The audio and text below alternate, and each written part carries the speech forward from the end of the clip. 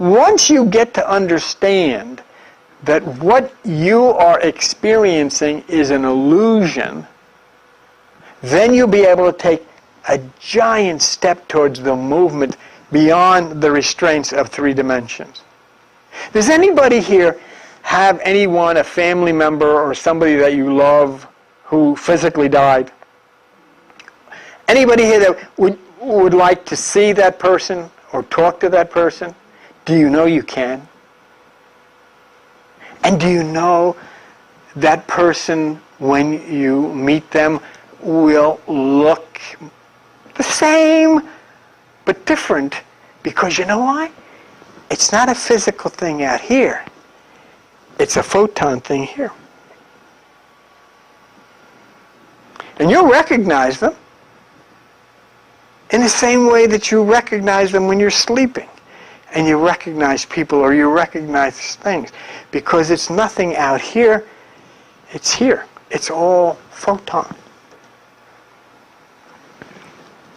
But you have to understand how it works.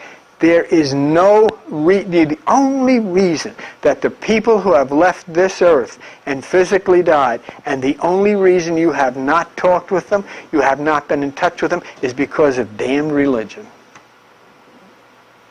who have frightened people about themselves because they conjured up all this stuff from the dark ages of Europe, when they used to go around slitting people's throats who dared to even think. The person that you loved who has physically died and moved on is photon, in the same way that you're a photon. You have a body, as far as you know, they may not have a body. So you can't communicate with them body to body, but you communicate with them photon to photon in your room. In the upper room, in the back, is where you communicate. I want to show you, I've shown you this 100 times, I want to show you a picture of you, and I want to show you a picture of your loved one or your friend, whoever it is, who has left this physical plane. Okay? Here you are. That's a picture of you and a picture of the person who died. You're both the same. This is you inside of a body, that's them outside of a body. Same thing. Same people. Same ideas, same concepts, same memories. And you know what the first thing they're going to say to you? I can tell you it's right. You know what they're going to say to you? How come it took you so long? Where the hell have you been? Well, we were afraid to do it. Jeez. But it's not something... You see what you've done here? If you put your arm in a sling and leave it in a sling for a long time, you won't be able to use it. You know what you've done? You put your head in a sling. Your head isn't a sling. It's a bunch of mush. And you've got to start exercising it. You don't want to see them? You don't want to see your mother? You don't want to see your father? You don't want to see your grandpa? You don't want to see them? Nah, hell with it. Don't do it. But if you want to see them, and if you're willing to enter into this realm of photon, then do it. Start to exercise it. Start to work on it.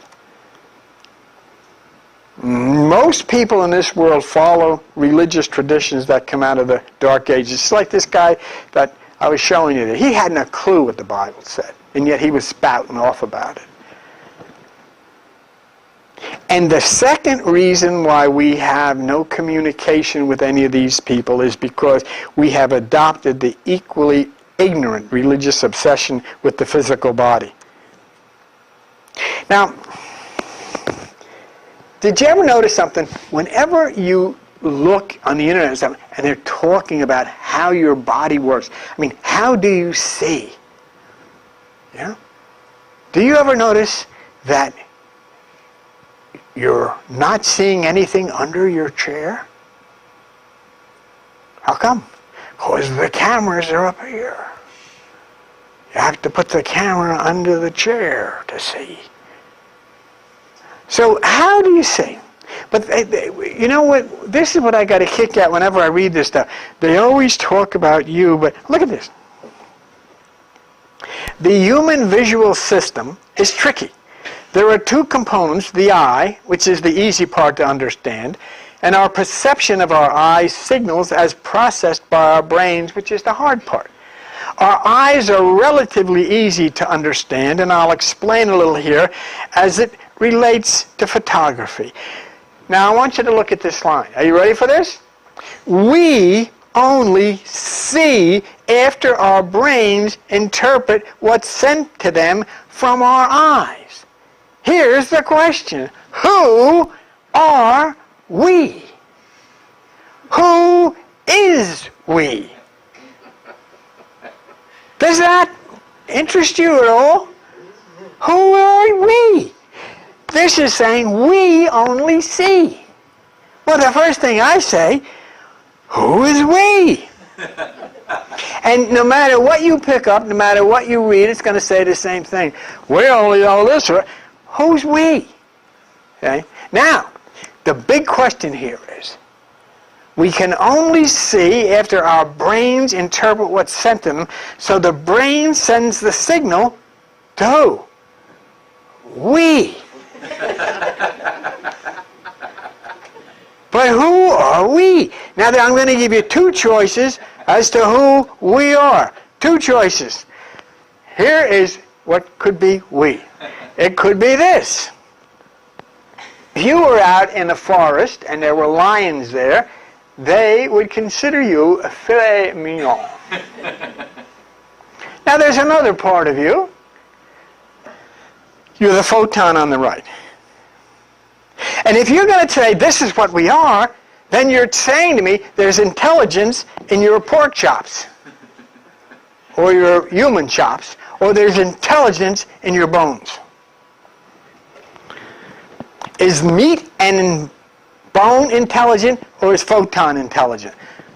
Let me show you something. There's a guy named Gary Zukav who wrote a very interesting book that a lot of you should, if you want. I'm not going to sell anybody's books, but it's pretty easy to understand. He's a pretty decent guy.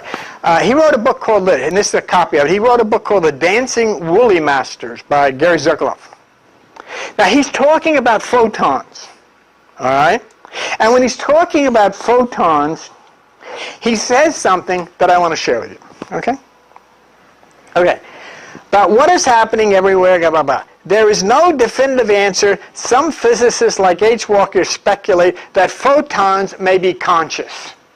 Now, photons are you, okay? Consciousness may be associated with all quantum mechanical processes, since everything that occurs is ultimately the result of one or more quantum mechanical events. The universe is inhabited by an almost unlimited number of discrete, conscious, usually non-thinking entities that are responsible for the detailed working of the universe.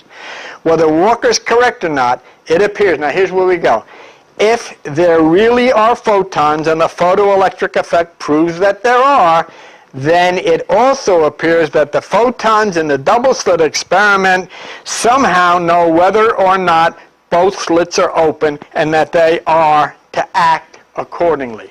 Next one. This brings us back to where we started.